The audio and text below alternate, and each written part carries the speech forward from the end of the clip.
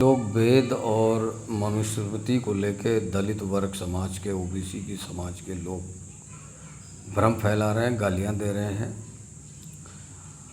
और काल्पनिक रूप से इधर के 25-50 साल पहले मिलावट की गई मनुस्मृति और वेद को पढ़ रहे हैं और उसको पढ़ने के बाद में वो एक विशिष्ट वर्ग को गाली दे रहे हैं। वो ऐसा ना करें।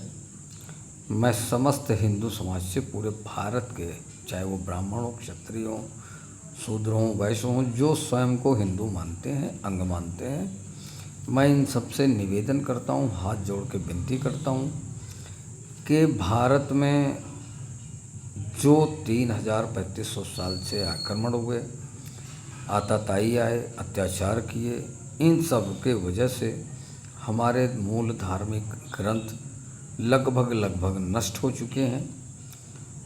इनमें से 10-20%, 30% तक की जो पांडुलिपियाँ मिली हैं, उन्हीं के आधार पे थोड़ा सा आगे की उसमें कंक्लूज़न की गई है।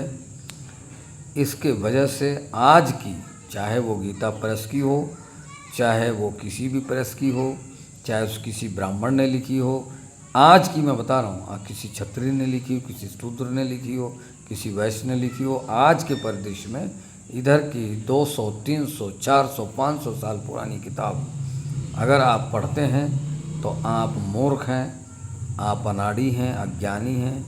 हमारे जो मूल वचन हैं, हमारे मूल जो कृत्य हैं, वाक्य हैं, वो बदले जा चुके हैं, ख़त्म हो चुके हैं। उनके आधार पर षड्यंत्रकारियों ने अपने वेद बनाए हैं, वेद बना करके, लिखवा करके मार्केट में अनाप शनाप तरीके से बेच रहे हैं। ऐसे हमारी बहुत से पांडुलिपियाँ हैं, बहुत से धर्म ग्रंथ हैं जो कि मिलावटी हो चुके हैं।